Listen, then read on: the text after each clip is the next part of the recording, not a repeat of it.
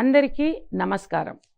టీసాట్ ప్రసారం చేస్తున్న subject specific కార్యక్రమాలకు స్వాగతం. ఈరోజు ఇంగ్లీష్ ఎపిసోడ్లో మనం active and passive voice, idioms and phrasal verbs గురించి తెలుసుకుందాం. యాక్టివ్ అండ్ ప్యాసివ్ వాయిస్ గురించి ముందుగా మాట్లాడుకుందాం. వాయిస్ అనేది దేనికి సంబంధించింది? ఒక సబ్జెక్ట్ డైరెక్ట్గా వర్బ్ని పర్ఫామ్ చేస్తున్నాడా, ఏదైనా యాక్షన్ని పర్ఫామ్ చేస్తున్నారా, లేదా ఇండైరెక్ట్గా ఆ వర్బ్ మనకు రిఫ్లెక్ట్ అవుతుందా అనే దాని గురించి వాయిస్ ఉంటుంది. సో వాయిస్లో మెయిన్గా మనం చూడాల్సింది ఏంటి? Verb. So let us have a look at active and passive voice. What is voice of a verb? The voice of a verb expresses whether the subject in the sentence has performed or received the action. Example, the doctor treats the patients. The patients are treated by the doctor. ఈ రెండు సెంటెన్సెస్ని ఒకసారి చూడండి. ఈ రెండు సెంటెన్సెస్లో కూడా మనకు meaning same ఉంది. ఒక దగ్గర డాక్టర్ ట్రీట్స్ పేషెంట్స్, ఇంకొక చోట the patients are treated by the doctor. ఈ రెండు వాయిసెస్కి ఏ రకమైన డిఫరెన్స్ ఉంది అనేది మనం ఇప్పుడు చూద్దాం. Types of voices of verb. చూడండి, వర్బ్స్ హ్యావ్ టూ వాయిసెస్. ఒకటి యాక్టివ్ వాయిస్, ఇంకొకటి passive voice. So active voice అంటే ఏంటి మరి? When an action performed by the subject is expressed by the verb, it is an active voice. Active voice is used when more straightforward relation and clarity is required between the subject and the verb. Say for example, hens lay eggs, birds build nests. So active voice ante entadi? మనం ఎక్కడైతే action is performed by the subject అంటున్నామో అది active voice కింద consider చేయాలన్నమాట. Let us have a look at the passive voice. When the action expressed by the verb is received by the subject, it is passive voice. Passive voice is used when the doer of the action is not known and the focus of the sentence is on the action and not on the subject. Examples, eggs are laid by hens, nests are built by birds. So ఇప్పుడు మనకు క్లియర్గా ఉంది కదా. Active voice అంటేనేమో subject యాక్టివ్గా ఉంటారు, passive voice అంటేనేమో మన ఫోకస్ అంతా యాక్షన్ పైన ఉంటుంది. సో అలాంటి సెంటెన్సెస్ని మనం క్లియర్గా ఐడెంటిఫై చేసుకోవాలి. ఎక్కడైతే సబ్జెక్ట్ యాక్టివ్గా ఉంటారో అది యాక్టివ్ వాయిస్ అవుతుంది, ఎక్కడైతే ఫోకస్ యాక్షన్ మీద ఉంటుందో అది ప్యాసివ్ వాయిస్ అవుతుంది. Let us have a look at rules for active and passive voice conversion. ఇప్పుడు యాక్టివ్ నుండి ప్యాసివ్ వాయిస్కి కన్వర్ట్ చేయాలంటే కొన్ని రూల్స్ మనం ఫాలో అవ్వాల్సి ఉంటుంది. ఆ రూల్స్ ఏంటో మనం ఒకసారి చూద్దాం. Rule 1, identify the SVO, that is subject, verb and object in the active sentence to convert to passive voice. మనం యాక్టివ్ సెంటెన్స్లోంచి ప్యాసివ్ సెంటెన్స్కి మార్చాలి అన్నప్పుడు దాంట్లోంచి మూడింటిని మనం ఐడెంటిఫై చేయాలి. ఏంటవి? Subject, verb, object. చూడండి ఎగ్జాంపుల్, హీ బేక్స్ కేక్స్. ఇందులో హీ అనేది సబ్జెక్ట్, బేక్స్ అనేది వర్బ్, కేక్స్ అనేది subject. Let us have a look at another rule. Then second rule ఏమిటి?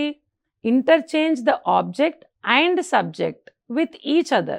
That is, the object in the active sentence becomes the subject of the passive sentence. Example చూడండి, active వాయిస్లో ఒక sentence, she makes the clay pots. ఇక్కడ passive voice వచ్చేసి the clay pots are made by her. ఇక్కడ డైరెక్ట్గా subject is doing the action and ఏం చేస్తున్నాం మనం? దాని మీద నుంచి ఫోకస్ తీసేసి ఇక్కడ యాక్షన్ పై, అంటే ఇక్కడ సబ్జెక్ట్ వచ్చి యాక్షన్ రిసీవ్ చేసుకుంటుంది, మేడ్ బై హర్. సో ఇది ప్యాసివ్ వాయిస్ అవుతుందన్నమాట. Now let us have a look at another rule. the subject in passive voice can be omitted if the sentence is meaningful enough. ఇందాక ట్రూల్లో మనం ఏమనుకున్నాము, subject object అవుతుంది అనుకున్నాం. మరి ఇంకొక rule ఏంటి, ప్రతి దానికి కొన్ని ఎక్సెప్షన్స్ ఉన్నట్టే దీనికి కూడా ఉండే ఎక్సెప్షన్ ఏంటి అంటే, ఒకవేళ మనకి సెంటెన్స్ సబ్జెక్ట్ లేకుండానే మీనింగ్ఫుల్ ఇనఫ్ ఉందనుకోండి, అంటే కరెక్ట్ మీనింగ్ మనకి ఇస్తుంది అనుకోండి, అలాంటి టైంలో మనం సబ్జెక్ట్ని ఒమిట్ చేయొచ్చు. ఎగ్జాంపుల్ చూడండి, liquids are measured in litres. So ఇక్కడ మనకి సబ్జెక్ట్ అవసరం లేదు, అవసరం లేకుండానే అది మీనింగ్ఫుల్గా కనిపిస్తుంది. Next rule, change the base verb in the active voice in to the past participle in a passive sentence, and usually those past participles must be preceded by, with, to, etc. by కూడా వస్తుంది అందులో చూడండి. And అన్నిటికంటే చాలా important rule మనం గుర్తుపెట్టుకోవాల్సింది ఏంటంటే, base verbs are never used in passive voice sentences. Base వర్బ్స్ని మనం ప్యాసివ్ వాయిస్ సెంటెన్సెస్లో అసలు యూజ్ చెయ్యమన్నమాట ఎక్కడ కూడాను. సో ఎగ్జాంపుల్ చూడండి, she plans events, the events are planned by her. ఇక్కడ past participle and preceded by. She writes stories, stories are written by her. Okay, then let us have a look at rule 5. While converting active voice into passive voice sentence, the pronoun used in the sentence also changes. చూడండి, active వాయిస్లో I ఉంటే అది మీ అవుతుంది, వి ఉంటే అజ్ అవుతుంది. So మిగిలిన pronounce కూడా చూడండి, ఇవి యాక్టివ్ వాయిస్లో కనుక మనం యూజ్ చేస్తున్నట్లయితే వాటిని ప్యాసివ్ వాయిస్కి మార్చినప్పుడు అవి ఈ ప్రొనౌన్స్గా కన్వర్ట్ అవుతాయి అన్నమాట. ఇవి ఇలా చేస్తూ మనం చేంజ్ చేయాలి. Okay, now let us have at the rule number 6. You have to use the suitable helping verb, and ఇది చాలా ఇంపార్టెంట్. ఎందుకనంటే ఇది ఈ సూటబుల్ ఆక్సిలరీ వర్బ్ కనుక మనం యూజ్ చేయకపోతే దాని మీనింగే మనకి చేంజ్ అయ్యే అవకాశం ఉంటుంది. The rules for using auxiliary verbs in passive voice sentences are different for each tense. మళ్ళీ ఇది కూడా మనం గుర్తుపెట్టుకోవాలి, ఆక్సిలరీ వర్బ్స్ వాడేటప్పుడు ప్రతి టెన్స్కి అవి వేరువేరుగా ఉంటాయి. ఎగ్జాంపుల్ చూడండి, the novel is written by her, the sari was not bought by her, the fruits are being eaten by them. చూడండి ఇక్కడ అన్నీ, ఇక్కడ is, was, are, being, so ఇవన్నీ కూడా టెన్స్ ప్రకారంగా చేంజ్ అవుతూ వస్తున్నాయి అన్నమాట. Now, conversion of active and passive voice, let us see with some examples. Geeta wrote a letter.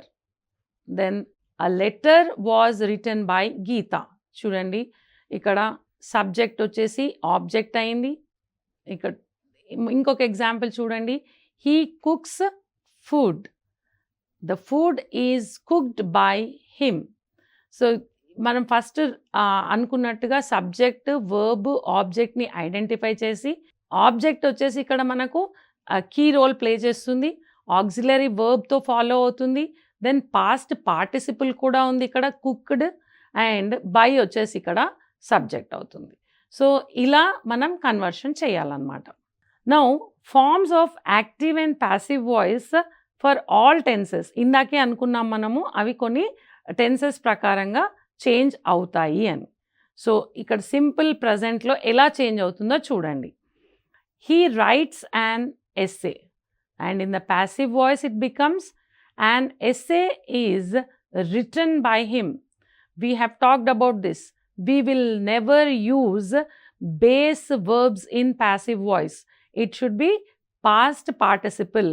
So రైట్కి పాస్ట్ పార్టిసిపుల్ ఏంటి, రిటన్. సో ఇలా మనం ఈ రూల్స్ అన్నీ మైండ్లో పెట్టుకొని వీటిని కన్వర్ట్ చేయాలన్నమాట.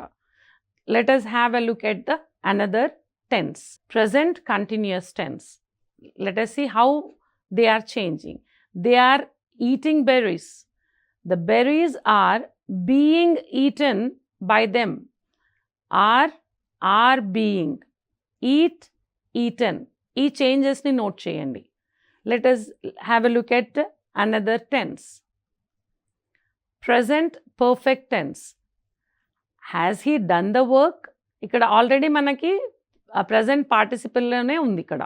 So has the work been done by him? I hope you are understanding. Simple past tense. Vishnu paid the bills. The bills were paid by Vishnu.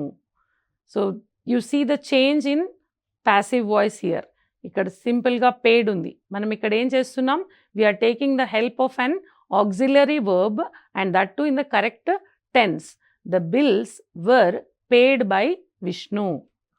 Let us have a look at another tense. Past continuous tense. Gopi was waiting for Hari. Now you see, Hari was being waited for by Gopi. ఇక్కడ ఏమైంది? was waiting వచ్చేసి was being waited. So ఇవి కూడా చూసుకోండి. ఎవరి కోసం wait చేస్తున్నారు అనేది కానీ కూడా చేంజ్ అవుతుంది ఇక్కడ.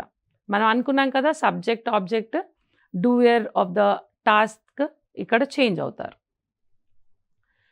Let us have a look at another tense, that is past perfect tense. She had won the match. The match had been won by her.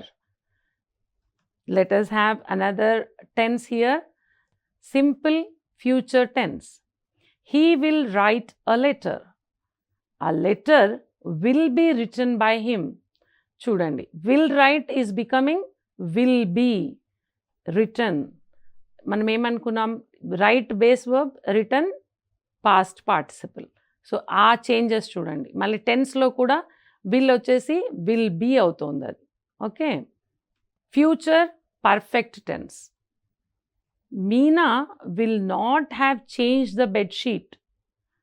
Passive వచ్చేసి the bedsheet will not have been changed by Meena. So ఇప్పటి వరకు మనము different టెన్సెస్లో voice ఎలా change అవుతుంది అనేది చూసాం. దానికి సంబంధించిన కొన్ని sample questions we're going to look at. Now in the following questions, a sentence has been given in either active voice or passive voice. And there are also 4 options given. And we have to select the one that expresses the same meaning at its best. Let us have a look at the questions. Never disobey your elders. Now this is the sentence. Now you have to choose out of these 4 options the one which better expresses this meaning of this particular sentence. So this is the answer. You are asked not to disobey your elders. Let us have a look at another sample question. The students were listening to the teacher. What is the answer for this? The teacher was listened to by the students. Can we have another example here? I have to do it. What is the answer for this? It has to be done by me. ఈ sample క్వశ్చన్స్లో కూడా మనం మాట్లాడుకున్న rules వాటన్నిటిని కూడా మీరు జాగ్రత్తగా గమనిస్తూ ఉండాలి. శాంపుల్ క్వశ్చన్స్ని మనం ప్రాక్టీస్ చేసేటప్పుడు కూడా మనం మాట్లాడుకున్న రూల్స్ ఉంటాయి, ఇంకొన్ని ఎక్స్ట్రా పాయింట్స్ కూడా ఉంటాయి. మీరు వాటిని జాగ్రత్తగా అబ్జర్వ్ చేసి ఆ అబ్జర్వేషన్ అనేది మనం ప్రాక్టీస్ చేస్తున్నప్పుడు you should get that observation into application. అది అప్లై చేసినప్పుడు మనకి ఇంకెక్కువ గ్రిప్ వస్తుందన్నమాట. ఇప్పుడు మనం ఇడియమ్స్ గురించి తెలుసుకుందాం. It's raining idioms. What is the meaning of an idiom? An expression in the usage of a language that is peculiar to itself. It has a meaning that cannot be derived from the conjoined meaning of its elements or in its grammatically typical use of words.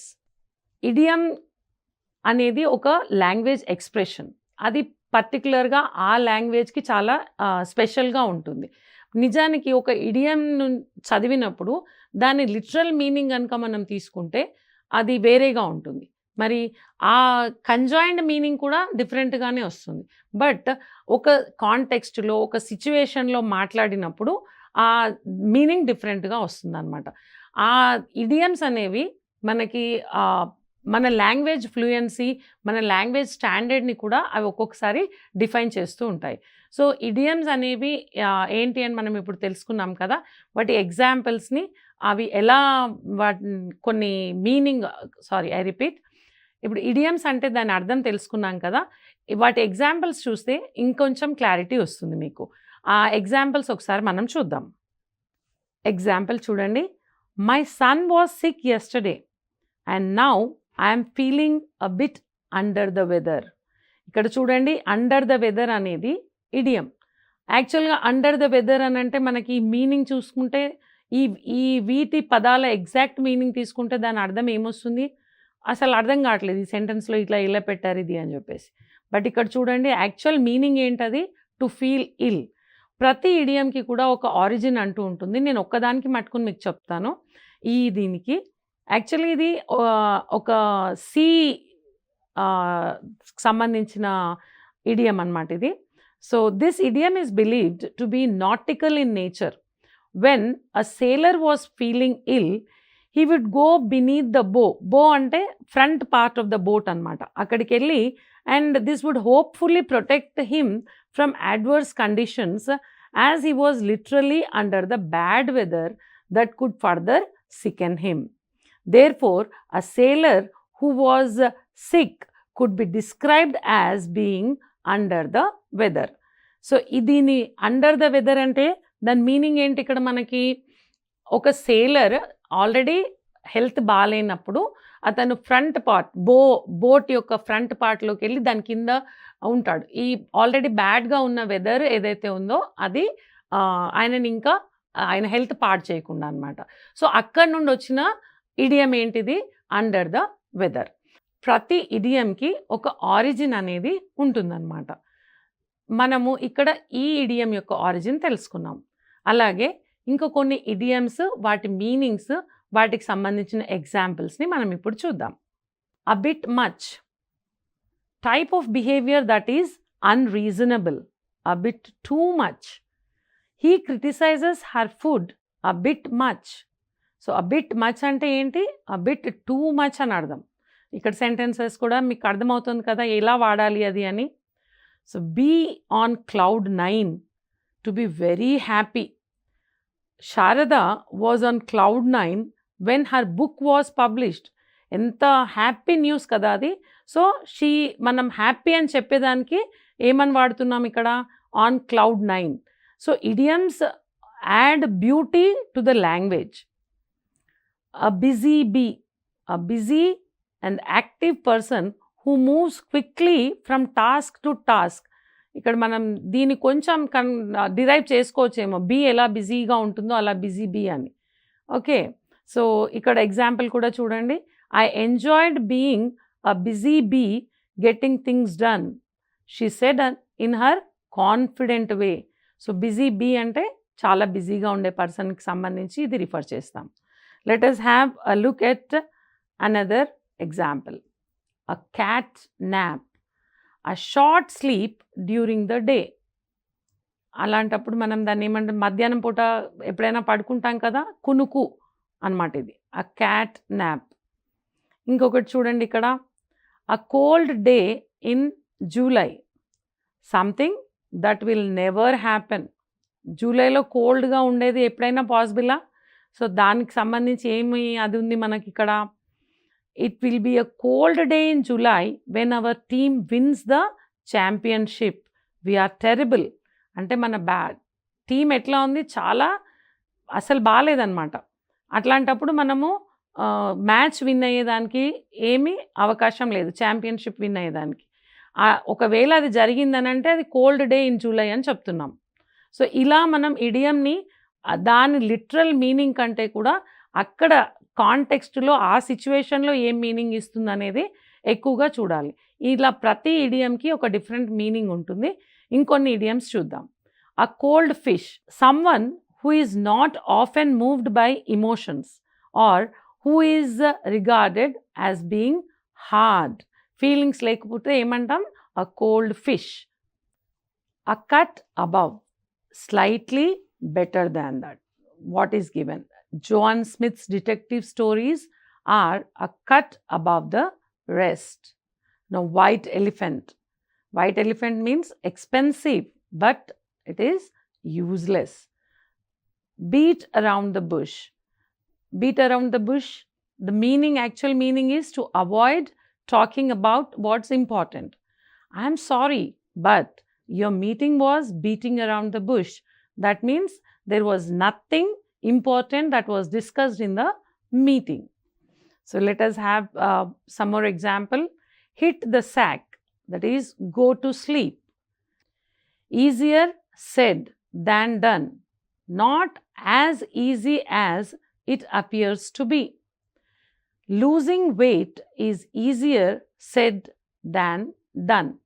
బరువు తగ్గాలంటే నిజంగా చెప్పినంత easy కాదు కదా. So అలాంటి ఏమైనా చెప్తున్నప్పుడు easier said దాన్ done అనే ఇడియం వాడాలి. Upset the Apple cart means spoiler plan. ఈ ఎగ్జాంపుల్ చూడండి, మీకు బాగా అర్థమవుతుంది. We thought to surprise our parents on their 10th anniversary, but my brother leaked out the plan and upset the apple cart. ప్లాన్ని పాడు చేశాడనమాట brother, plan leak out చేసేసి.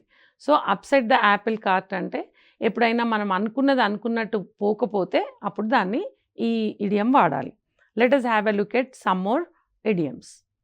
A great deal, to a very large extent. A guinea pig, someone who is part of an experiment or trial. A hair's breadth, a very small distance or amount. A home bird, somebody who prefers to spend his social and free time at home. 110%. ఇది చాలా వరకు మనం వాడుతూ ఉంటాం. యాక్చువల్గా 100 అనేది percent, cent అంటే 100 అంటే దాన్ని కరెక్ట్గా. But what do we use 110%? What do we mean by that? More than what seems to be the maximum. అంటే మ్యాక్సిమం కంటే కూడా మనం ఎక్కువ చేస్తున్నప్పుడు దాన్ని 110% అంటాం. అలాంటిదే ఇంకొక ఇడియం చూడండి. Go the extra mile, to make an extra effort. ఏదైనా ఎక్స్ట్రా మైల్ పోవడం అంటే ఏంటి? You need to go the extra mile to win the gold medal. Gold medal, if you have to win that, you have to put in extra efforts. అలాంటి సందర్భంలో, అంటే అనుకున్న దానికంటే కూడా మనం ఎక్స్ట్రా ఎఫర్ట్స్ పెట్టాల్సిన సందర్భంలో we say go the extra mile. Let us have a look at the sample questions now. You see, he has the gift of the gab. What does that mean? He is a good conversationalist. Now, you see here, parental property has become a bone of contention between the siblings. ఏమైంది? Bone of contention అనేది ఇక్కడ idiom. దాని meaning ఏంటి? It is the cause of quarrel. And look at this example. Once in a blue moon we meet each other. That is very seldom, very rare. మామూలుగా ఇదైతే లిటరల్గా తీసుకోవచ్చు, but still చూడండి, blue moon ఏ కలర్లో ఉంటుంది? Blue moon అనేది ఎప్పుడో ఒకసారి జరిగే event. So once in a blue moon అంటే అది చాలా రేర్గా జరిగే సంఘటనల ముందు మనం once in a blue moon అనేది వాడతామన్నమాట. Okay, let us have another example. To be a good orator, you don't have to play to the galleries. Galleries అనేది ఒకప్పుడు తక్కువ స్థాయి ఆడియన్స్ ఉండేవాళ్ళు అనమాట. So appeal to the lower taste, దానికి ఇలా వచ్చింది. ప్రతి ఇడియంకి ఆల్మోస్ట్ ఆరిజిన్ ఉంటుంది. దాని ఆరిజిన్ ఇదనమాట. ఇక్కడ చూడండి ఇంకొక example. The officer took him to task. What does that mean? Criticised him. So సెంటెన్స్ని బట్టి మనం దాన్ని లిటరల్గా తీసుకోవడానికి ఉండదు. ఇడియమ్స్ అనంటే మనం లిటరల్గా ఏం మీనింగ్ ఉందో అది అక్కడ తీసుకోవడానికి ఉండదు. ఇప్పుడు చూడండి, officer took him to task అంటే మనకి ఇచ్చిన 4 ఆప్షన్స్ కూడా కరెక్టే అనిపిస్తున్నాయి. ప్రేజ్డ్ హిమ్ అవ్వచ్చు, క్రిటిసైజ్డ్ అవ్వచ్చు, డిస్మిస్డ్, ప్రమోటెడ్. బట్ దీని యొక్క కరెక్ట్ మీనింగ్ తెలిసినప్పుడే మనం దాన్ని కరెక్ట్గా ఐడెంటిఫై చేయగలుగుతాం. సో ఇడియమ్స్ అనేవి కొంచెం జాగ్రత్తగా స్టడీ చేయండి. Let us have some more examples. He has been jobless for several months and it is his wife who keeps the pot boiling. That means avoids starvation. And in the end, he had to eat the humble pie. What do you mean by that? Apologize humbly. So eat the humble pie అంటే ఏంటి? Sorry చెప్పడం అనమాట. So అలాంటివి మనం direct literal అది తీసుకోకూడదని ఇప్పటివరకు మీకు క్లియర్గా అర్థమైంది కదా. సో ఇడియమ్స్ వాటిని ఏ సందర్భంలో వాడతారు, వాటి మీనింగ్ అనేది మనం ఖచ్చితంగా ప్రాక్టీస్ చేసి ఉండాలి. సో ఇడియమ్స్ అంటే a bunch of words which will give you a different meaning when used in the context. మనం దాని యొక్క లిటరల్ మీనింగ్ తీసుకోవడానికి లేదు ఇడియమ్స్లో. అండ్ ఇడియమ్స్ వాటిని మీనింగ్, వాటిని ఏ కాంటెక్స్ట్లో ఏ సిచ్యువేషన్లో వాడతారు అనే దాని గురించి మనకు ఒక క్లియర్ ఐడియా ఉంటేనే మనం ఇడియమ్స్ని కరెక్ట్గా ఐడెంటిఫై చేయగలుగుతాం. సో దీనికి సంబంధించి మీరు బాగా ప్రాక్టీస్ చేయాల్సి ఉంటుంది.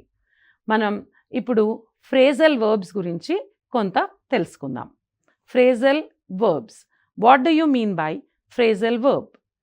A phrasal verb is a verb that is made up of a main verb and an adverb or a preposition or both.